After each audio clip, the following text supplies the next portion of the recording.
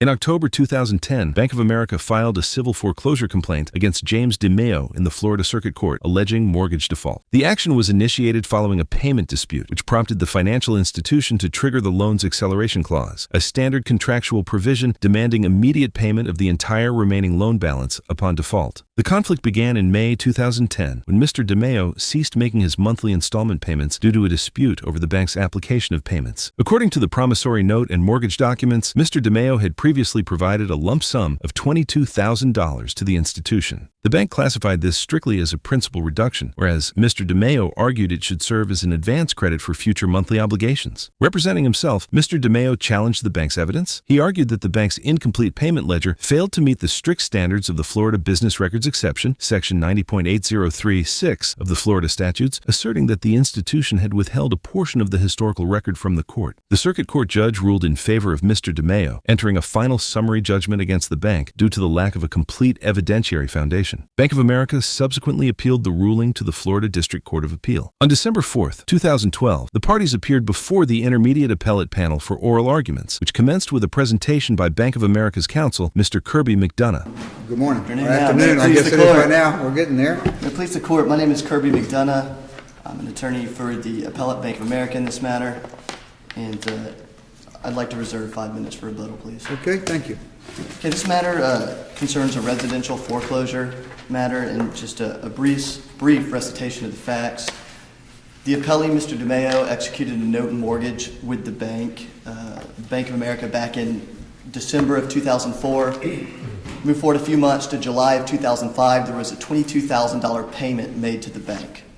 So we acknowledge he did make that payment. We acknowledge there's a $22,000 payment made to the bank, and we're going to dispute that in a minute, both how it's to be applied. Well, but there's no question that he gave them the money. Absolutely not. We're not questioning. It's just an interpretation of what were they legally required to do with the money, right? Absolutely. I'd say we're going to attack this both procedurally as what happened in the trial court. Am I also correct that there was a default in May of 2010 and the suit followed just a few months after that? Absolutely. That's exactly what happened. It's the failure to pay the May installment.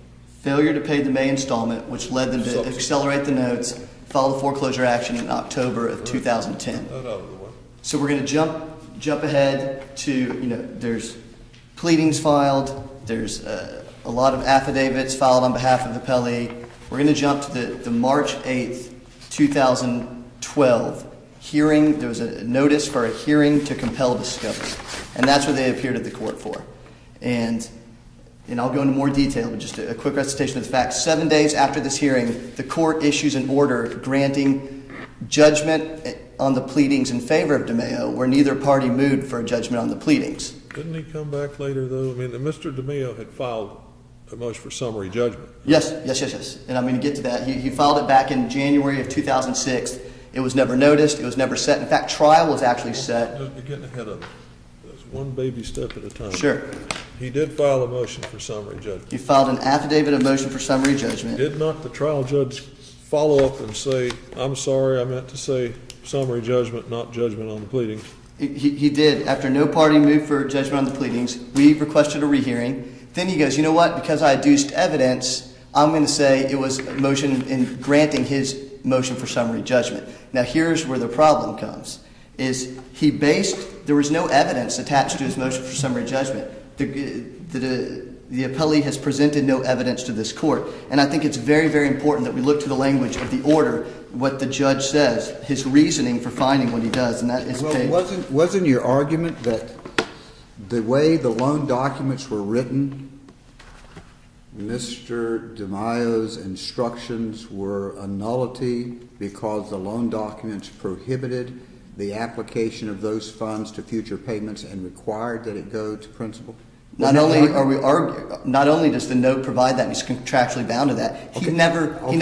Yes. So that was your argument. That is part of the argument. In fact, at that hearing that the judge kind of took a shortcut down a black alley, he went from motion on the pleadings and then really came back and said he's going to call it summary judgment.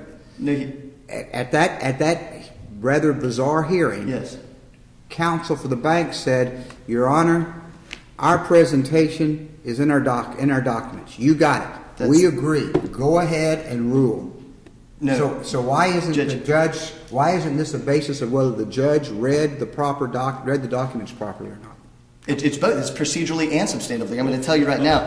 Mr. DeMayo in every pleading never alleges that he paid money to future reoccurring payments. He never alleges this. Most of your brief complains about a due process violation, and the judge just somewhere out of thin air says, "Oh, while I'm here, I think I'll just grant this guy's motion for summary judgment." And the appellee says that the parties agreed that the judge could rule on. Let me finish. Sure. That the judge could rule on it based on the papers that were submitted. Judge, Did that happen or not? Your Honor. Did that happen? No, not like that, Your Honor. I'd like to bring your attention. I have the transcript right here, Your Honor, that was provided from. This is the transcript you objected to us looking at. We did, because we didn't have enough time to look through it, but we did look through it, and it looks like that the court says we need to tee this up for a decision. That is what the trial court said, and both parties said, "You okay with that? You okay with that?" And then he goes, "You know what? I'd like the bank to prepare numbers, an affidavit, something of the numbers that's going on." And then he says later. But with all, let's be fair. If you go back at the very beginning when the judge said, this is what the judge said, well, the big picture in all of this has to do with whether, and he was talking to Mr. DeMaio, you should be entitled to a prorated pay down of $22,000. Then he says, I agree.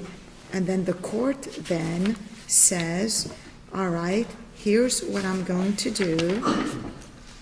He says, all right, my preference, if both sides would agree to this, would be instead of dragging this out, let me look at this submission, let me make a decision that comports with the law, the equity, and with common sense, and then issue a decision, and let's stop the bleeding. And both sides said, yes, sir, and then the court said, and if you're both in agreement, both of them said, it's fine with us, Your Honor. How can that be a violation of due process? No party had moved for judgment on the pleadings. There had been no hearing set for motion for summary judgment. And let's say, in arguendo, that they are allowed to move forward, and that is okay what the trial court did, moving forward to the due process issue. I want you to specifically to the evidence on record, because that's all the trial court can look at when deciding summary judgment. And so the evidence is we have a receipt from the bank that says cashier's check for principal reduction, page 51 of the record, that says what he paid that money towards. We have the language of the note, specifically section 4 of the note, I have the right to make payments of principal any time before they are due. A payment of principal only is known as prepayment.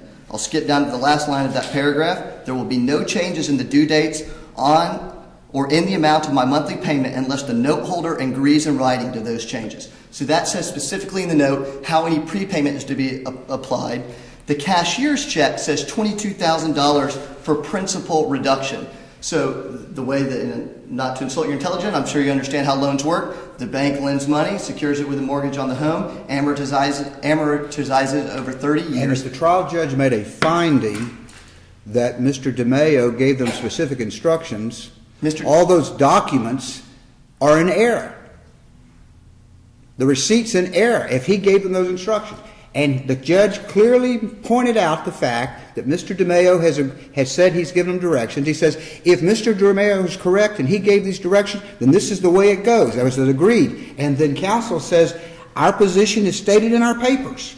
Judge, you're missing, with all due respect, you're missing that he never alleges that he made future reoccurring payments. He never directed to the bank. He alleged, okay, the trial judge, for whatever reason, out of the blue, said, Mr. DeMaio, I think is going to, he didn't say that. He said, Mr. DeMaio has said he gave directions when he made those payments to apply it to future payments. I will challenge you on that, Judge. That did not happen. All right, let's read what the trial judge said. I'll read the transcript to you. The big picture has to do with all of this, whether, talking to Mr. DeMaio, you should be entitled to pay the prorated pay down of the $22,000 based upon what you say were your directions. Now, are you telling me that Mr. DeMaio had never told the judge that he had given those directions? Yes, Your Honor. Then how did the judge come up with that statement? That's exactly why we're here, Your Honor, because that statement, I'm looking at the plea. This judge just made up a fact? That is why we are here, Judge, because He looked at evidence that wasn't on the trial court record. Now, wait a minute. That's the problem. Yes.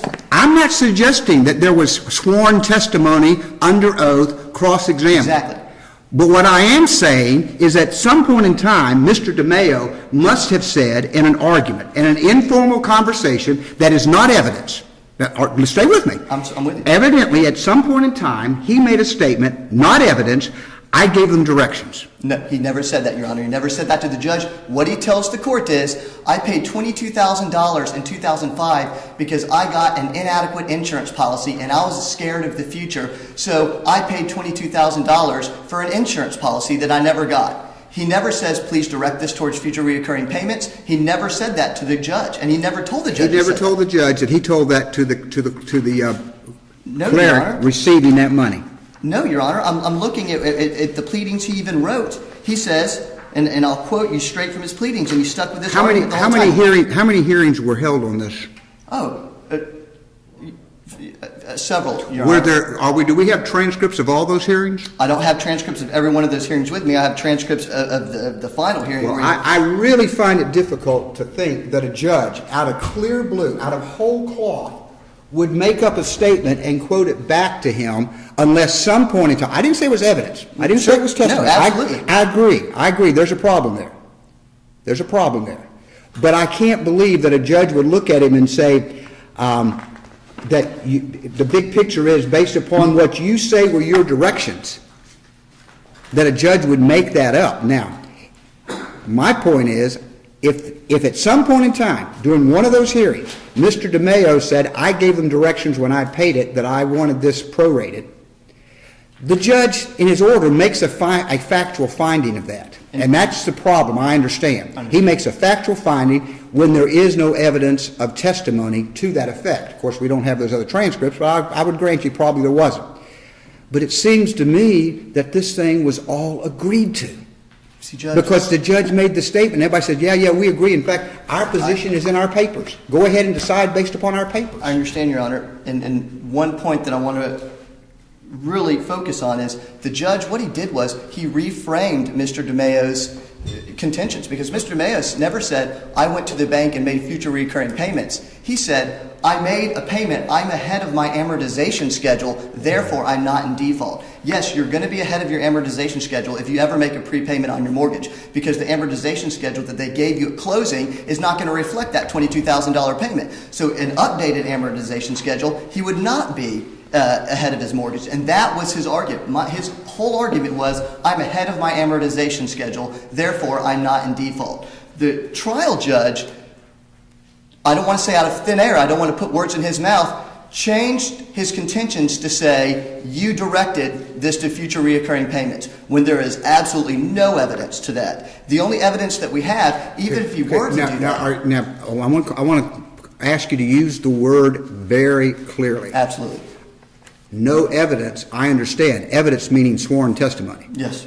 But your representation to this court is that never in any conversation did he ever make a statement, informal, otherwise, he never gave any kind of indication to the judge that he verbalized some instructions at the time he made that payment. That is exactly what I'm saying. I have no evidence of that, and I'm not the trial counsel. I was not there. All I have are the pleadings, the many affidavits that he filed. Well, that's the problem. You say how many affidavits did he file? He filed several affidavits, and I've gotten into it. There's an 800-page record we could go through. He would file it, which would be, since he is pro se, probably considered more motions. Some were a counterclaim, then he pulled back the counterclaim. At some point, he filed sworn statements of fact on something. That's what I'm getting to. He's got an affidavit. This is a sworn affidavit, and he never, in the sworn affidavit, does not talk about directing future reoccurring payments. You used affidavits in the plural a moment ago. How many affidavits are there that actually allege? I've got a notice of filing defendant's affidavit in response to plaintiff's action of $22,000 payment. This is an affidavit. This is his sworn affidavit. I purchased the buyer's protection plan. The plaintiff still does not. This is why I wanted a cushion to cover what the policy did not. The insurance addendum amends becomes a part of the note. I paid $22,000 to cover my contracted employment situation. But he goes, this is his argument. The plaintiff says in his affidavit, I owe a balance of $104,000. The amortization schedule back from the date of closing says I owe $132,000. Therefore, I am not in default and never have been. That is the argument he has presented to the court. Not that I directed a bank. Furthermore, he couldn't just walk into a bank because the note says we can't change the terms to this without both parties sign. Both parties moved for summary judgment? No. Just the defendant? Just the defendant moved for summary judgment. It was never set for hearing. Neither party moves for judgment on the pleadings. And as you see in the transcript, I agree that trial counsel says, I'm fine with that, I'm fine with that. But then the court renders this decision based on evidence that's just not there, based on even testimony. Fine with it till you didn't get the answer you liked. But most of your brief was consumed with all these due process arguments.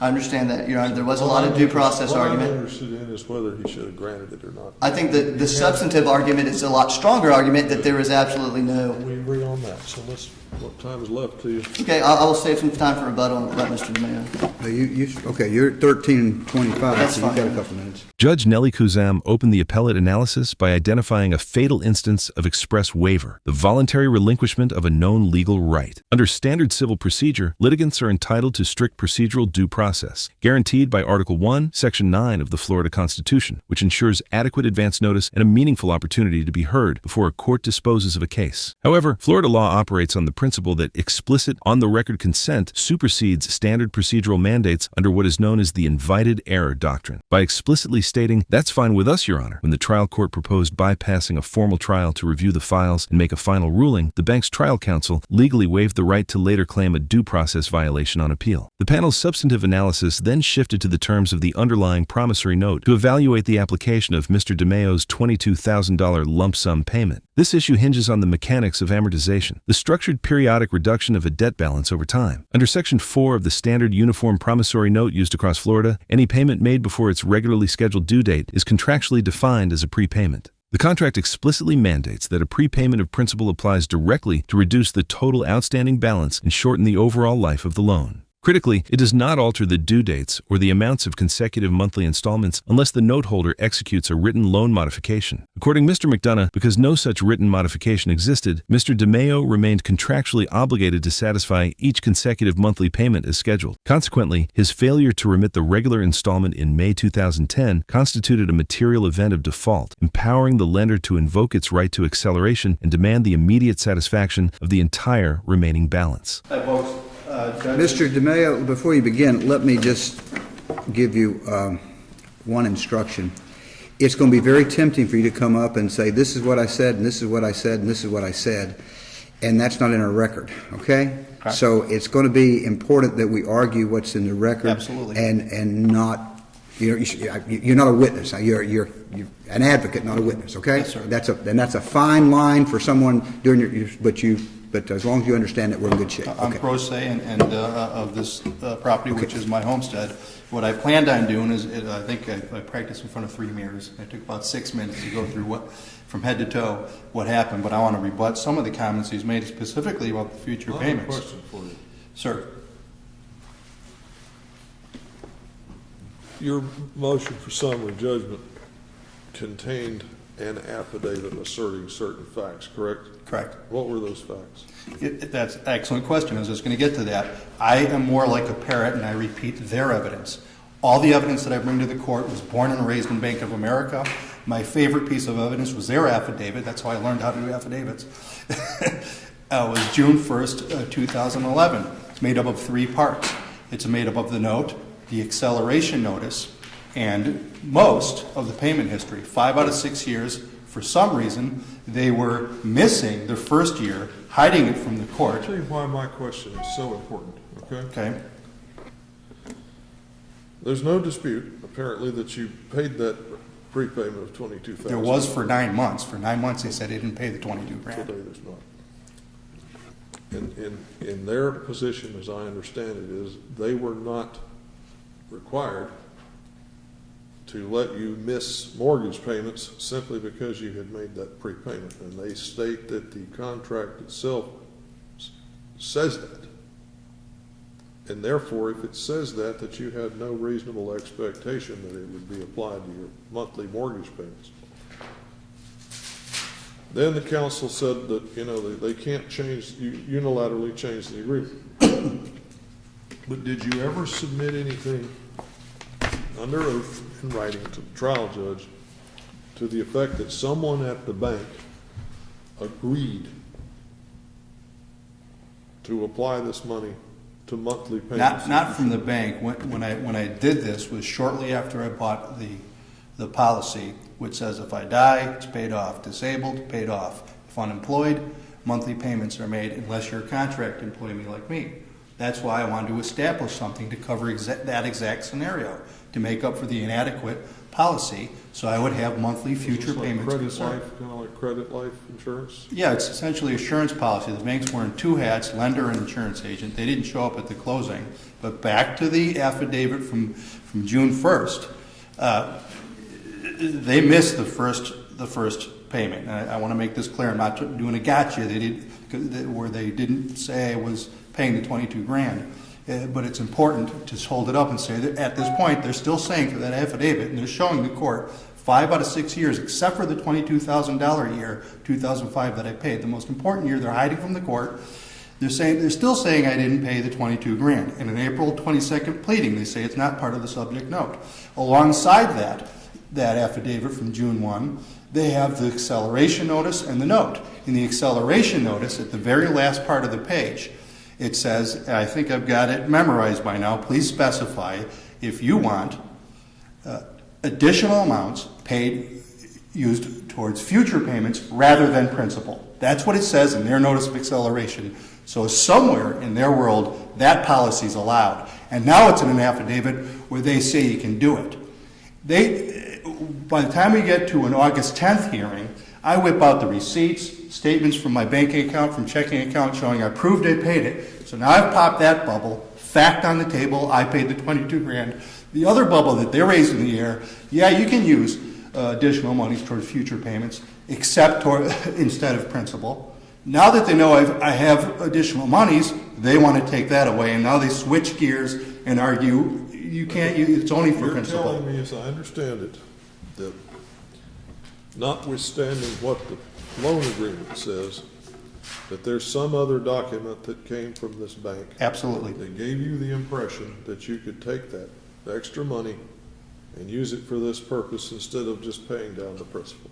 Yeah, and we're going back to 2004, shortly after the transaction. That's the acceleration notice? Well, the acceleration notice was served in the summer of 2010, but they turned it into an affidavit in June of 2011, and it says... But that couldn't have been the basis of your reliance when you made the payment in 2004. No, it wasn't, Judge, but it certainly matches it. It's like they took the glove and... So you're saying that evidence is that it could be done as opposed to... Not only it could be done, but that notice also says this is how you cure, this is a way to solve defaults.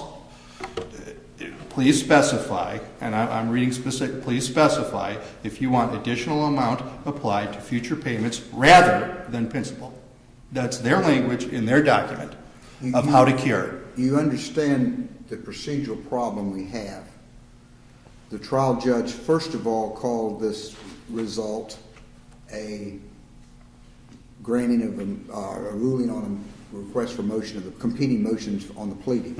When technically there were no motions for judgment on the pleadings, so that was incorrect. When that was challenged, he changed it something he called a summary judgment. But at the same time, in rendering summary judgment, he made some findings of fact, which is something that you don't do at summary judgment. It goes to a trier of fact. So we've got some procedural issues with the way he styled this.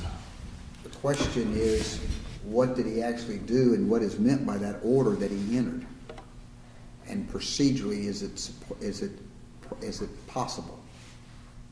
Well, they were given notice of the summary judgment. I understand, but summary judgment means that there are no facts to be considered and that as a matter of law, this is the ruling. Yet when you read this order, the judge says, he went in, he gave these directions, that's a finding of fact.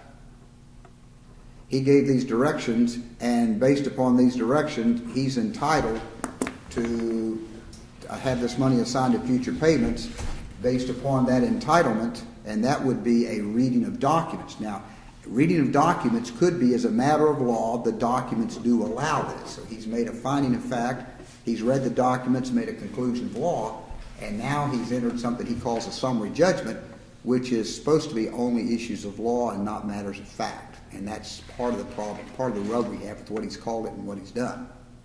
Well, the thing is, that they agreed to let the judge rule without any further pleadings or any other hearings. So your position is they agreed to this basically being the hearing as opposed, a final hearing as opposed to a summary judgment hearing. Yeah, at the time, we had beat this issue like a dead horse. We had been hearings, I think, March 2nd, November 17th, August 10th. We'd gone over these issues over and over again. It was arguments and debates and evidence shown through affidavits and pleadings and at those hearings. So this was you know. But there's never been a hearing in which witnesses were brought in, hands were raised, testimony taken. Nope, that's what they agreed to do. We were moving towards that, and then both parties agreed to allow the judge to rule.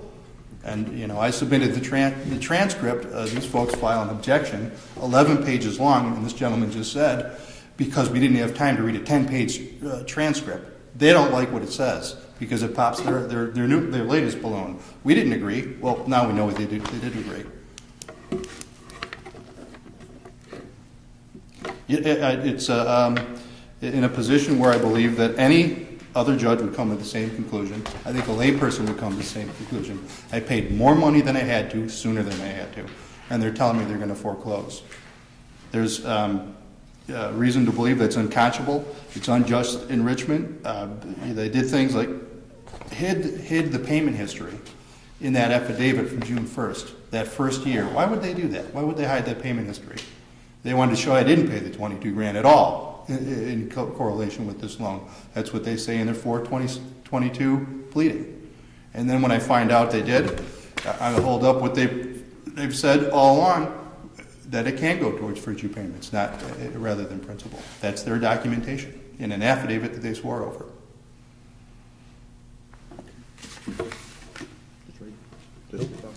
No questions. Thank you.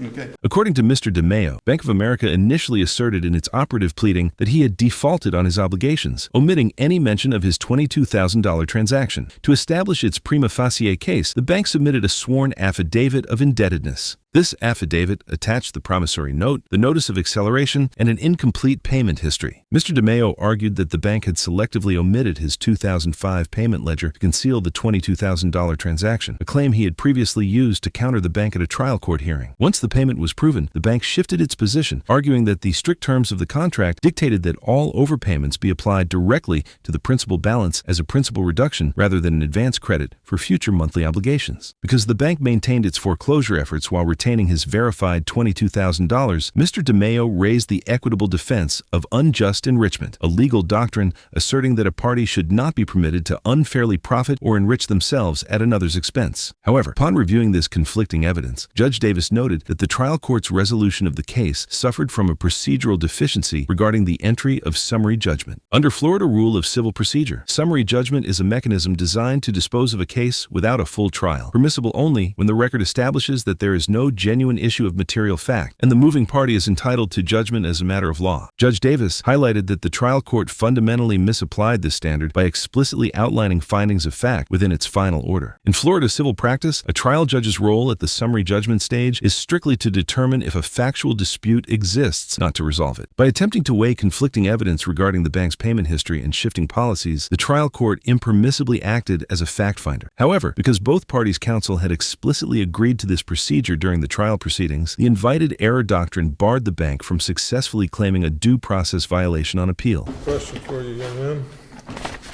Excuse me, Your Honor? I have a question for you. Yes, sir. Actually, several. Yes, sir.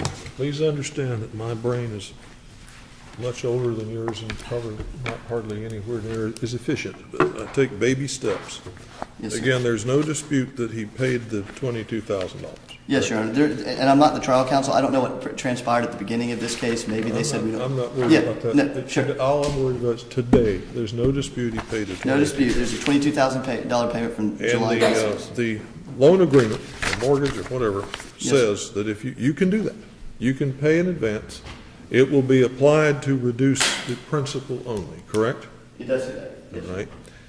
But it will not be used to lower or skip mortgage payments. Yes, exactly. In fact, the last paragraph says you'll pay each monthly payment as it is, as he did for 3 years. But by paying down the principal, if that's what the money should be used for, that is presumably some advantage to the borrower. Over the life of the loan, you will save a significant amount of money. Over the life of the loan, That is meaning when you get to the end of the payout, you're paying down principal only. At that point, that money's already been paid. What they're saying is when you're allowed to prepay, as you know, the banks will lend, amortize it over 30 years so they make money off the interest on these. They'll say, you know what, we still want our money back. So if you want to prepay, we will reduce the amount that we'll actually make in principal, but we'll allow you to prepay without a penalty. However, it's going to be reduced to principal, applied to principal, and then it says specifically, pay each month continually, which he did. I understand that. Yes, That's what sir. it says. That's what it says. Yes, sir. Now, tell me your take on this language of this document he read to us that came in connection with the acceleration notice that he seems to interpret as giving him the option of converting that prepayment to the missing mortgage payment. And I'll have my colleague look for that. I do want to note on that, if any acceleration notice that came to him in May was 3 years after he made that $22,000 payment. That's fine. So when he made that $22,000 payment, he would have had no premonition that it would be applied to future reoccurring Well, I payments. understand at the time he made it, but if you sent him a document that led him to believe, well, you know, you missed your mortgage, we're demanding payment, but you can apply that prepayment. In other words, you no longer get the advantage that you have from having paid down principal because this money can no longer be used to pay down principal.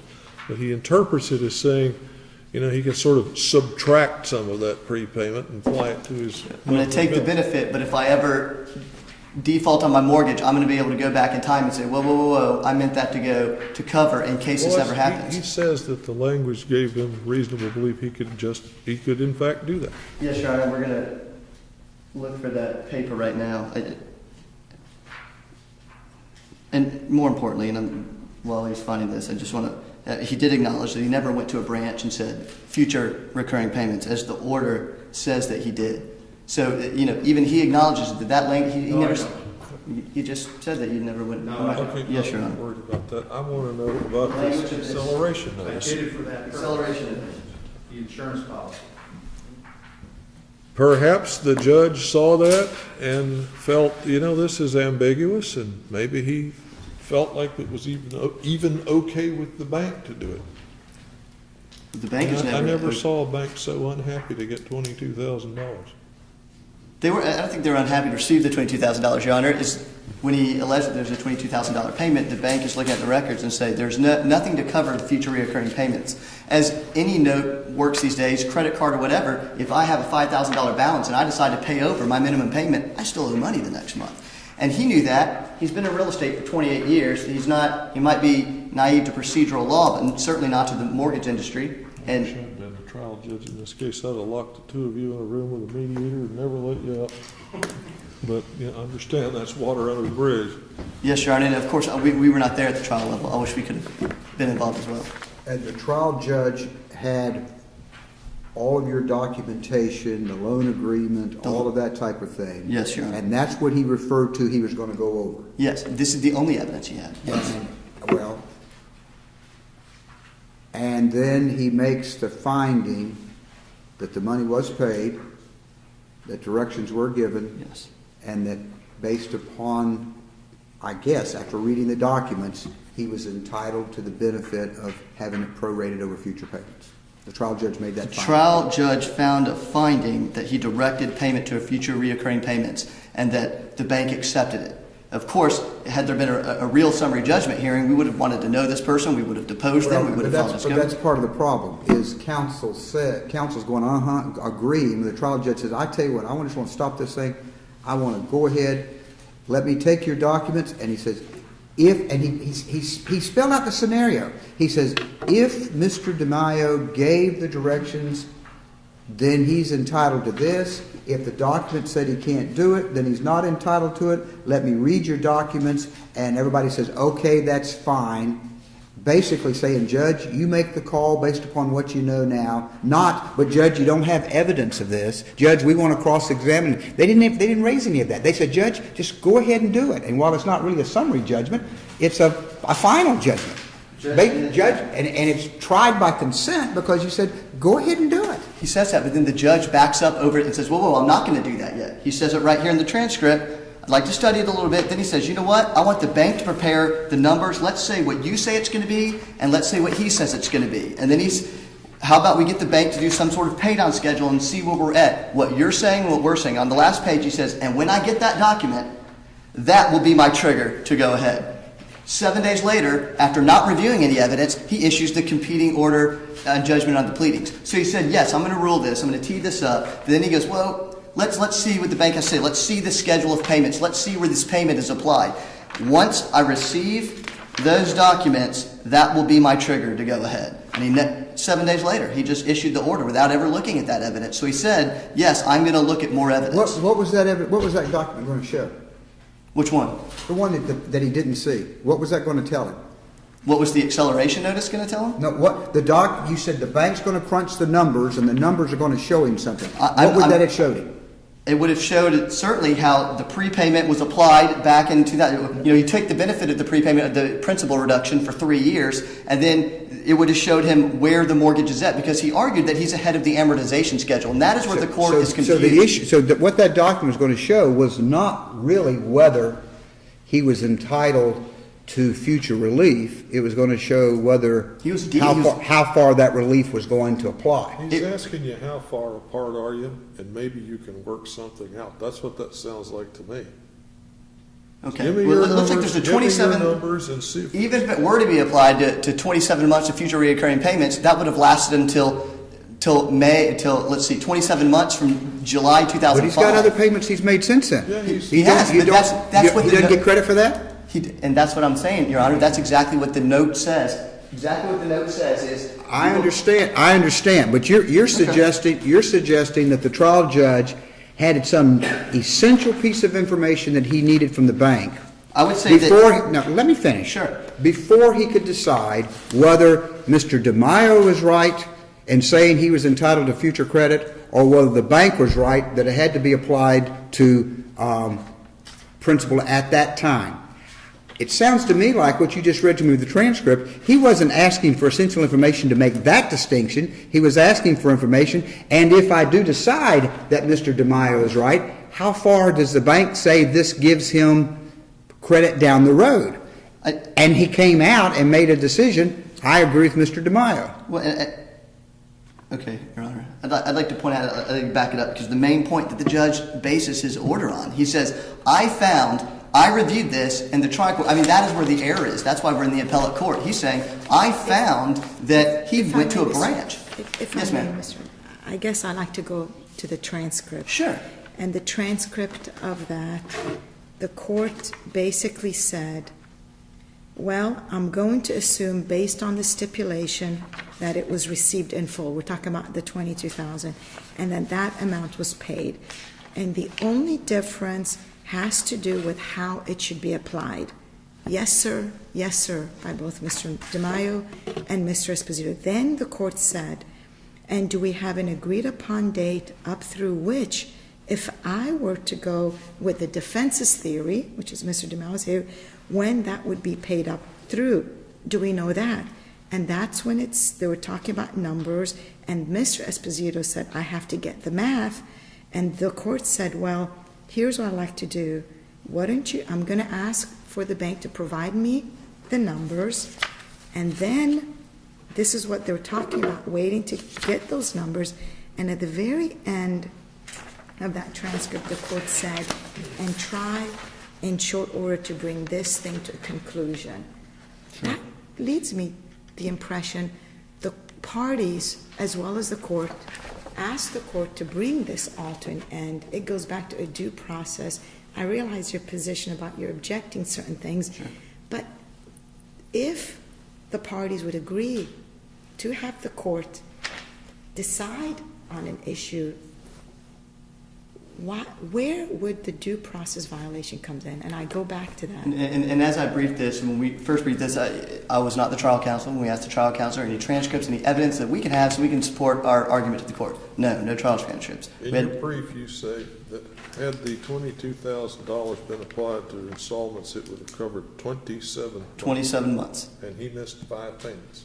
No, he hasn't paid since May 1st, 2010. So there's been no mortgage payments for almost 27 months. He won the case. What's that? He won the case. Okay, so here it is. And I think we're losing focus of the actual order that he did, or the evidence, okay. because you were... Let me stop. You say in your complaint he missed May installment. May installment, missed it. And then you filed your complaint in October. Yes, sir. When was the hearing? The hearing for March 2008. Or, I'm sorry, March 8th, 2012. Excuse me. And that's less than... Less than a year. That's less than 27 months later. No? May 10th, it would be the fall of 2012. I was covered for What that. I'm saying is, May 10 he misses the payment. March 12 you have the hearing. The judge makes a decision in March of 2012, correct? Yes, sir. That's not 27 months later. No, Your Honor. So It's not. basically, if we applied as the defendant is arguing, as the appellee is arguing, we would contradict the note that he is bound to, contradict the payment schedule, and say that he went to a branch and directed a payment when that didn't happen. So if we want to go against the I'm not contract. sure he's saying that. That's what I'm That's hung up on. what the because judge said. When he... Never mind. I'm sorry, Your Honor. No, never mind. Okay, you need to wrap it up. I've kind of let this go on, but we've all had a lot of questions of you.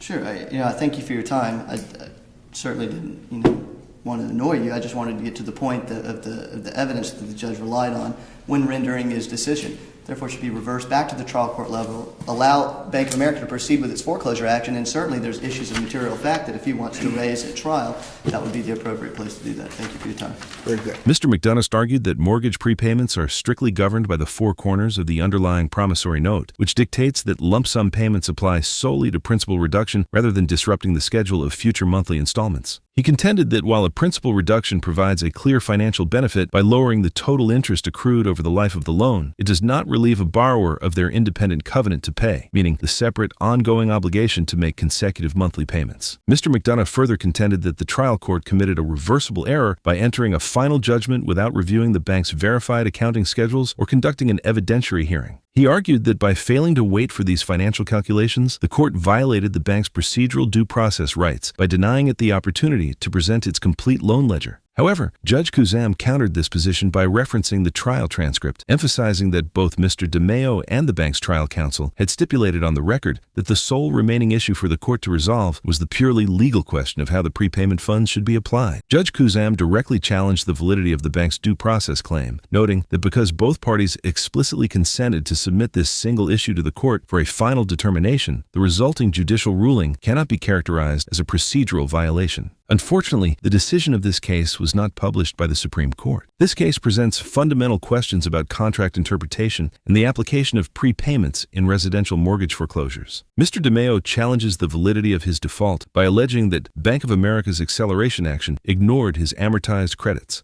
The law distinguishes between a principal prepayment, which strictly reduces the outstanding balance without altering due dates, and an advance payment credit, which legally excuses future monthly installments. If Bank of America unilaterally altered the payment terms or explicitly invited future payment allocations through its acceleration notice, it would render the foreclosure action invalid for lack of an actual contractual breach. However, Mr. DeMeo failed to provide record evidence or a sworn affidavit of an explicit agreement with the bank. But because during the hearing both parties had agreed to the suggestion of the district judge, this could not be considered a violation of the due process. Comment below if there is a case that you would like us to cover. Thank you for watching, and don't forget to subscribe to see more case analysis.